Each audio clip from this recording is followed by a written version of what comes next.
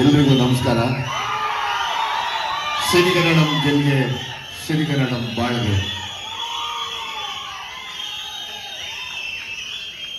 ಪತ್ರಿಕಾ ಮಾಧ್ಯಮ, ಡಿಜಿಟಲ್ ಮಾಧ್ಯಮ ಮತ್ತು ಎಲ್ಲ ಯೂಟ್ಯೂಬರ್ಸ್ಗೆ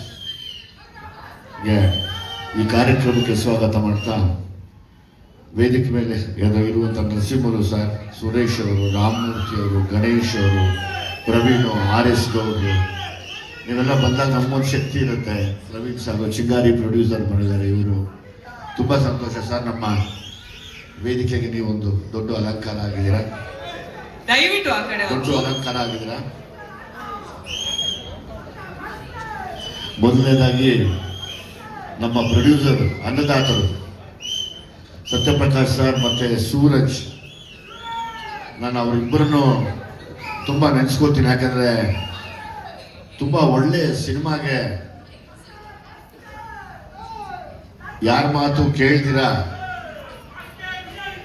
ಅದಕ್ಕೆ ಹಣ ಹೂಡಿದ್ರಲ್ಲ, ಅದಕ್ಕೆ ಹಂಗಾಗಿ ನಿಮ್ಮ ಧೈರ್ಯಕ್ಕೆ, ನಿಮ್ಮ ಮನಸ್ಸಿಗೆ ನಾನು ಸದಾ ಚಿರಋಣಿ.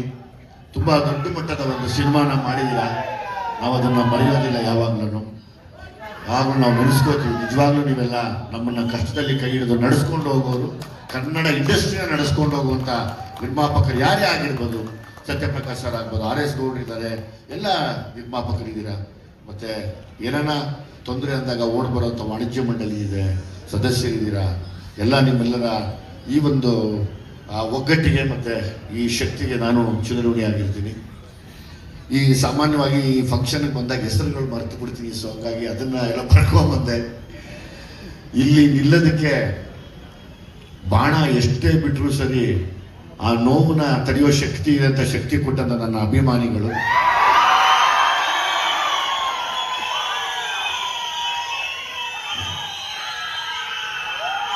ನಾನು ಮನುಷ್ಯ ಅಂದಮೇಲೆಲ್ಲ ಇದ್ದೇ ಇರುತ್ತೆ.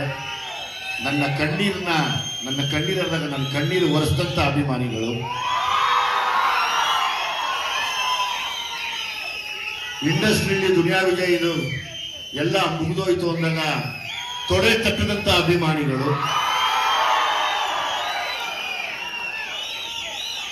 ಮತ್ತೆ ನಿಮ್ ಜೊತೆಲಿ ನಾವಿದ್ದೀವಿ, ನೀವು ಸಲಗ ಆಗಿ ಅಂತ ಹೇಳಿದ